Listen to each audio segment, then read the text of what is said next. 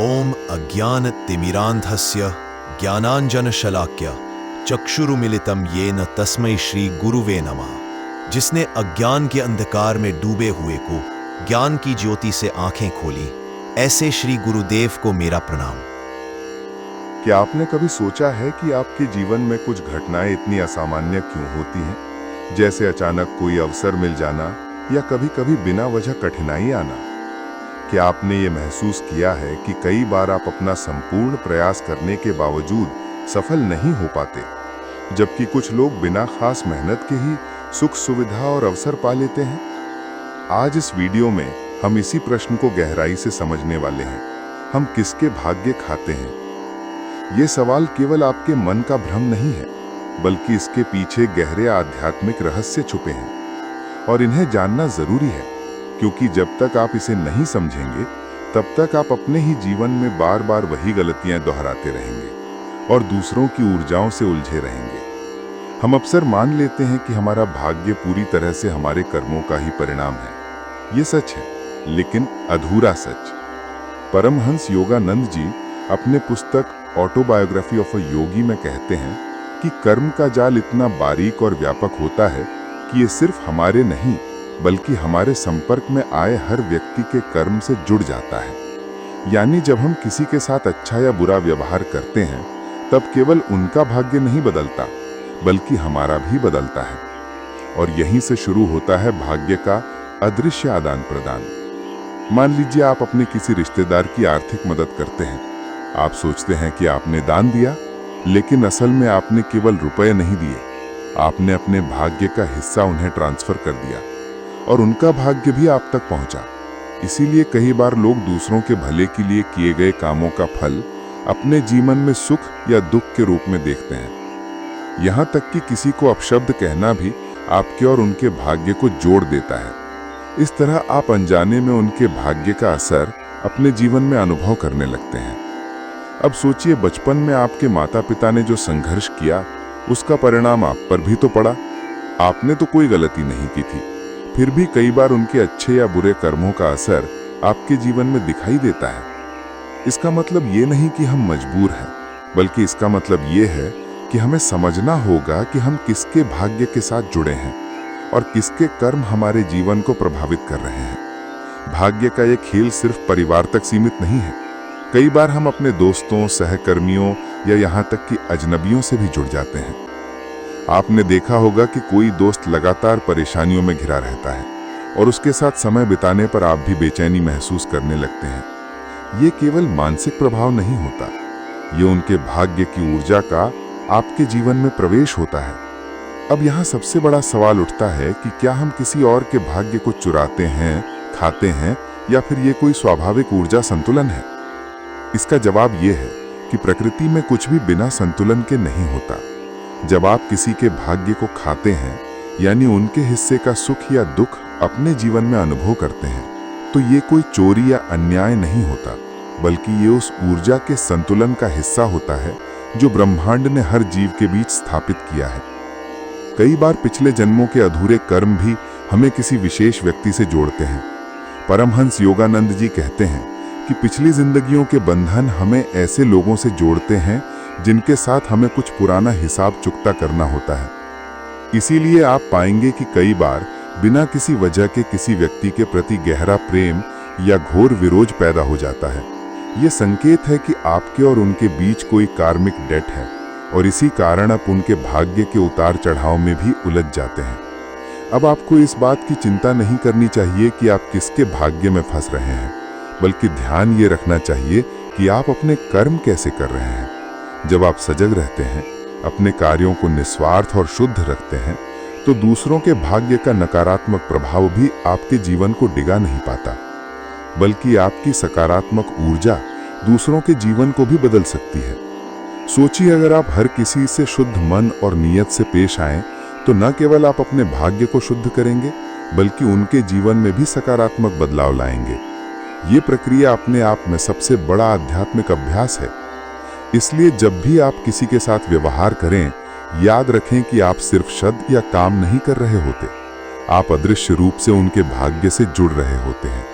और वही जुड़ाव तय करता है कि आगे आपके जीवन में कौन सी घटनाएं आएंगी। यही कारण है कि कुछ लोग जीवन में बहुत संघर्ष के बाद भी खुश रह पाते हैं, क्योंकि वे अपने भाग्य और दूसरों के भाग्य को सकारात्मक कर्मों से भरते रहते हैं। और कुछ लोग हर सुविधा के बावजूद भी दुखी रहते हैं, क्योंकि उनके कर्म दूसरों के भाग्य से उलझकर उनके सुख को छीन लेते हैं। अब आप खुद से पूछिए कि क्या आपके जीवन में कोई ऐसा है जिसके भाग्य की वजह से आप बार बार तकलीफ पा रहे हैं, या क्या आप खुद अनजाने में किसी और की मेहनत का फल खा रहे हैं? ये आत्ममंथन बहुत जरूरी है, क्योंकि इससे ही आप समझ पाएंगे कि अपने भाग्य को कैसे साफ और मजबूत बनाना है। ये कोई किताब का ज्ञान नहीं है, बल्कि जीवन का अनुभव है, जो मैंने यहाँ आपके साथ दिल से बांटा है। क्योंकि जब तक आप इस सच्चाई को नहीं समझेंगे, तब तक आप अपने भाग्य के सूत्रधार खुद नहीं बन पाएंगे। अब आइए इस बात को और गहराई से समझते हैं। जब हम कहते हैं कि हम किसके भाग्य खाते हैं, तो इसका अर्थ ये नहीं कि हमने किसी का हक छीना है। असल में ये जीवन एक साझा ऊर्जा प्रणाली की तरह काम करता है, जहां हर आत्मा एक दूसरे से सूक्ष्म स्तर पर जुड़ी होती है। लेकिन इस जुड़ाव का आधार क्या है? वो है कर्म और चेतना की तरंगे। जब आप किसी व्यक्ति के करीब होते हैं, चाहे वो आपके माता पिता हों, जीवन साथी, मित्र या कोई गुरुतुल्य व्यक्ति, तो आप उनके जीवन के घटनाक्रमों से भी गहराई से प्रभावित होने लगते हैं। और ये प्रभाव केवल भावनात्मक नहीं होता, ये ऊर्जा का आदान प्रदान होता है, जो हमारे भाग्य की दिशा को भी मोड़ सकता है। आपने देखा होगा, कुछ लोग किसी संत या सकारात्मक ऊर्जा वाले व्यक्ति के साथ रहते हैं और उनके जीवन में सुख, शांति और स्पष्टता आने लगती है। वहीं कुछ लोग नकारात्मक या स्वार्थी व्यक्तियों के करीब रहते हैं और धीरे धीरे उनका जीवन उलझनों से भर जाता है, बिना ये समझे कि वो क्यों हो रहा है।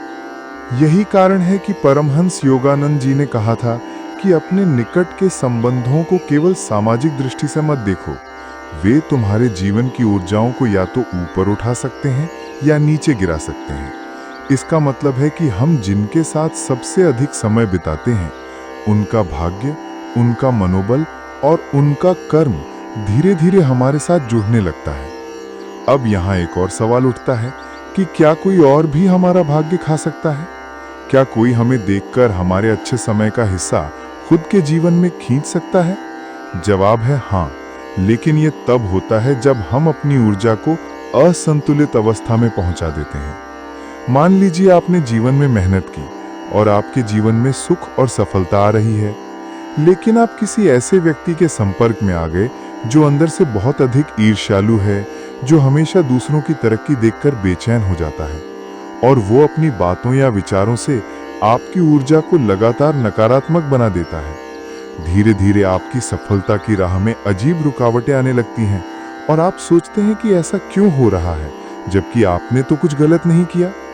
असल में हुआ ये कि आपने अपने ऊर्जा क्षेत्र में एक दरार पैदा कर दी, जिसमें से आपकी सकारात्मक ऊर्जा रिसने लगी और नकारात्मक ऊर्जा भीतर घुसने लगी। यही वो क्षण होता है जब कोई और आपके भाग्य के स्रोत तक पहुंच जाता है, और ये सब होता है बिना किसी को दोष दिए, बिना किसी को दोषी ठहराए। इसीलिए ध्यान का अभ्यास, आत्मचिंतन और ऊर्जा की शुद्धि बहुत आवश्यक है, क्योंकि ये आपको अपने भाग्य की रक्षा करना सिखाते हैं।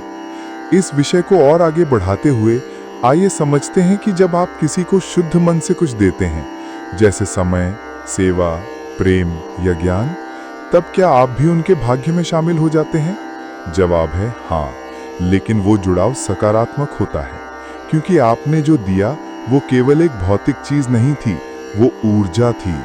और जब ऊर्जा शुद्ध होती है तो वो अपने पीछे पवित्र कर्मों की एक श्रृंखला छोड़ती है, जो न केवल उन्हें बल्कि आपको भी जीवन की ऊंचाई तक पहुंचाती है। यहाँ एक बेहद महत्वपूर्ण बात आती है कि कई बार हम सोचते हैं कि हमारा भाग्य बहुत बुरा है, हम बार बार असफल हो रहे हैं, दुख पा रहे हैं, जबकि हमने किसी का कुछ नहीं बिगाड़ा। लेकिन ध्यान से देखिए, क्या आप ऐसे लोगों के साथ जुड़े हुए हैं जिनकी जीवन की दिशा बहुत नकारात्मक है? क्या आप ऐसे रिश्तों में हैं जहां केवल शिकायत, आलोचना और स्वार्थ है? अगर हाँ, तो ये संभव है कि आप उनके भाग्य का एक अंश अपने भीतर धारण कर चुके हैं और वही आपकी ऊर्जा को नीचे खींच रहा है। इसका मतलब ये नहीं कि आप उन्हें छोड़ दें या उनका तिरस्कार करें, बल्कि इसका अर्थ ये है कि आपको अपने भीतर वो शक्ति जगानी है जिससे आप अपने भाग्य को मजबूत कर सकें और बिना किसी को दोष दिए अपने जीवन को स्वच्छ बना सकें।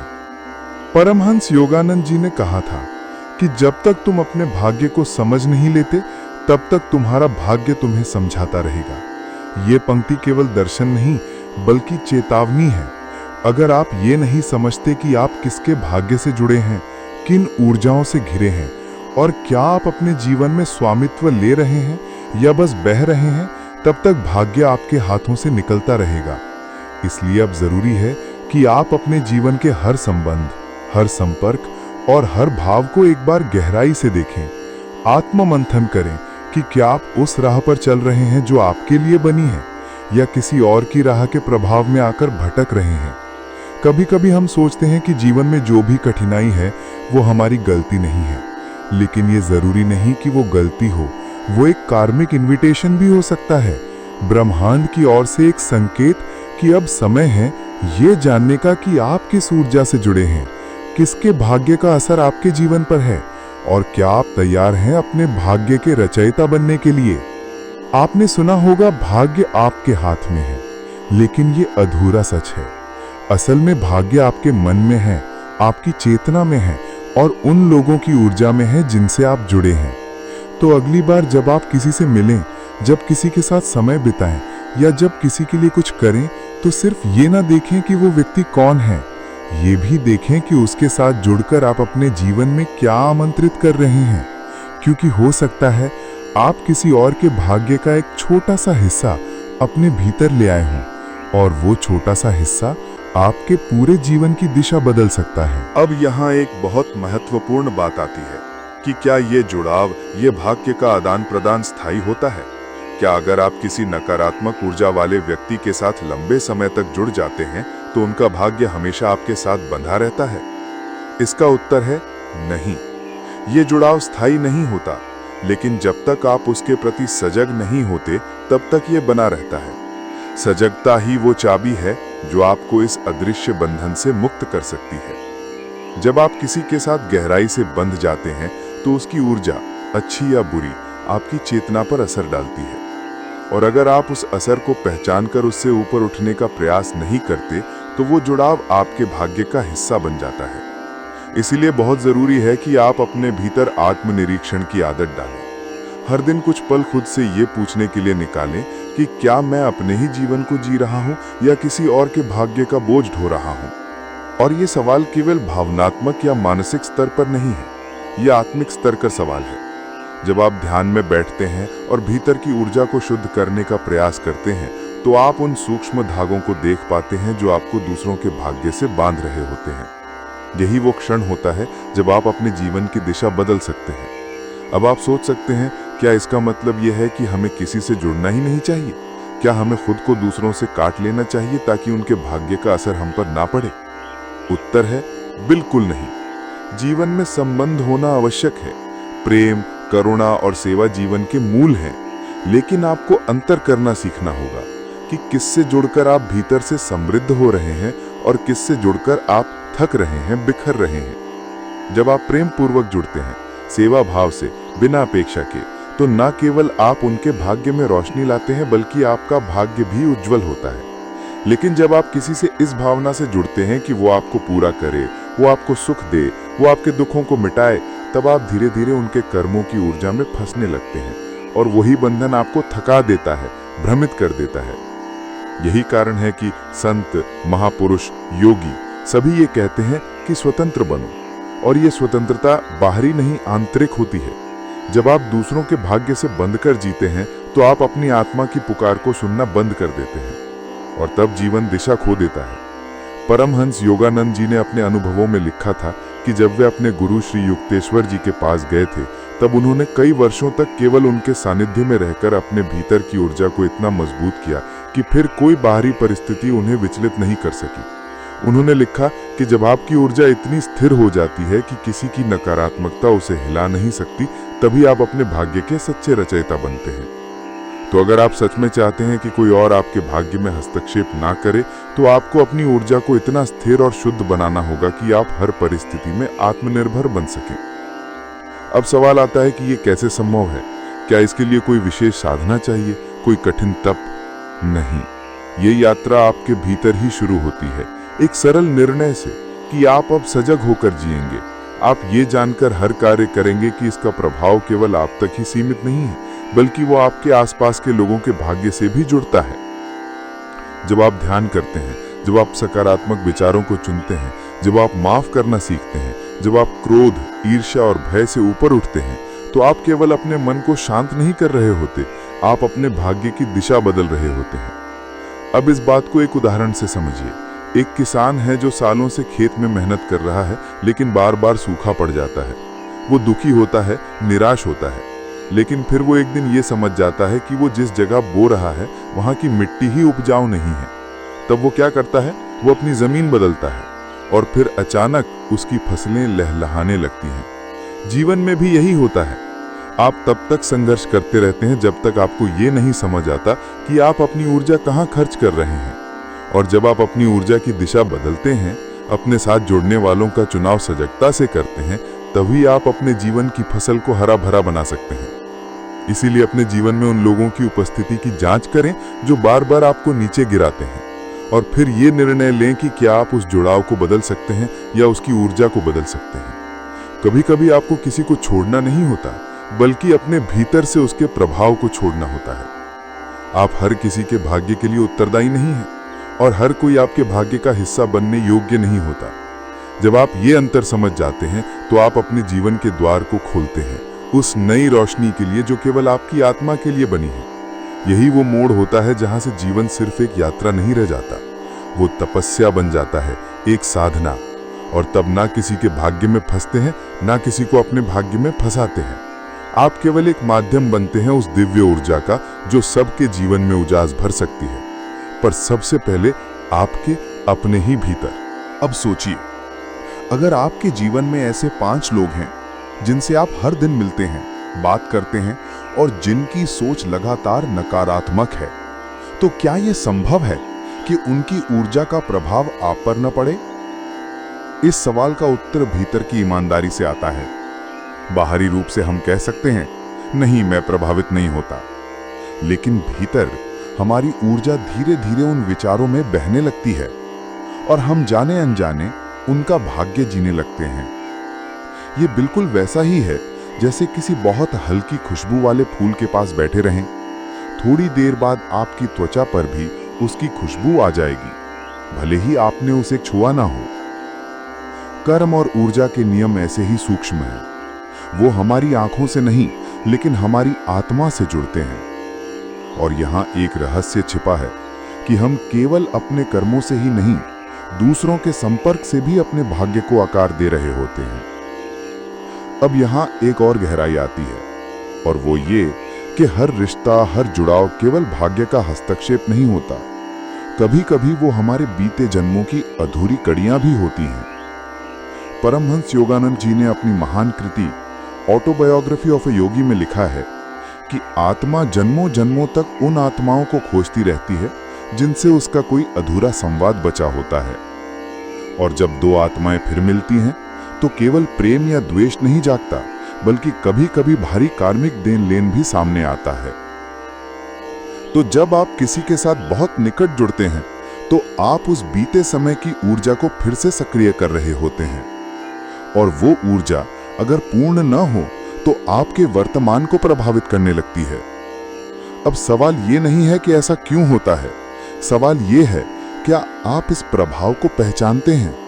क्या आप सजग हैं कि कहीं आप किसी और की अधूरी यात्रा को पूरा करने में अपना वर्तमान तो नहीं खो रहे? कई बार हम किसी को छोड़ नहीं पाते क्योंकि हमें लगता है कि हम उनके बिना अधूरे हैं। लेकिन अगर आप भीतर झांकें, तो पाएंगे कि ये अधूरापन आपका नहीं है, वो उनका अधूरा भाग्य है जिसे आप अपने भीतर ढो रहे हैं। और जब आप ये बात समझ लेते हैं, तो वहां से मुक्ति की शुरुआत होती है। वहां से आपका ध्यान अपने जीवन की ओर मुड़ता है। आप पूछने लगते हैं, मैं कौन हूं? मैं किसका भाग्य जी रहा हूं?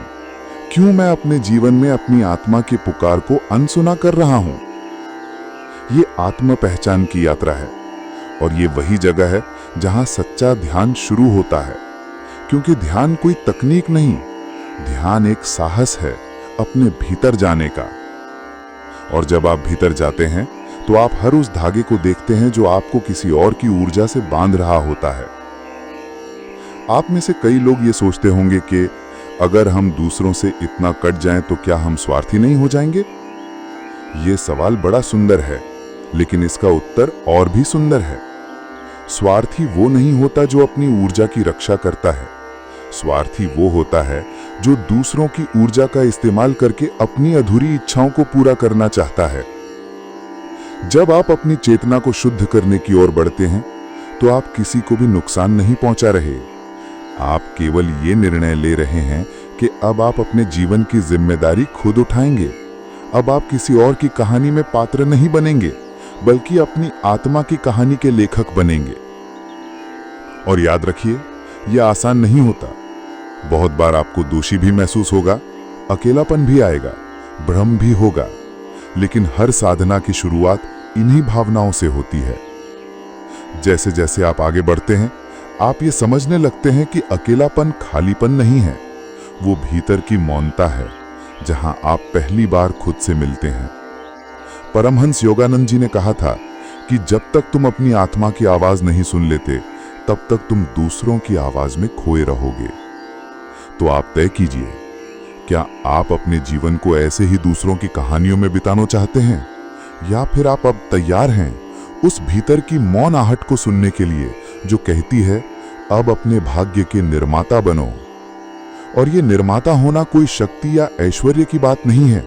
ये बहुत साधारण लेकिन बहुत सूक्ष्म निर्णय है कि अब आप हर दिन ये देखेंगे कि कौन आपके भाग्य को खींच रहा है और कौन उसे बढ़ा रहा है। क्या आप इस स्क्रिप्ट को सुनते हुए अपने भीतर कुछ हिलता हुआ महसूस कर रहे हैं? यदि हां, तो समझिए आप जाग रहे हैं। और यही जागृति ही है जो किसी और के भाग्य से निकलकर अपने पथ पर खड़ा कर देती है। बस जुड़े रहिए, क्योंकि अब आप किसी और की कहानी नहीं, अपनी आत्मा की आवाज सुनने की ओर बढ़ रहे हैं।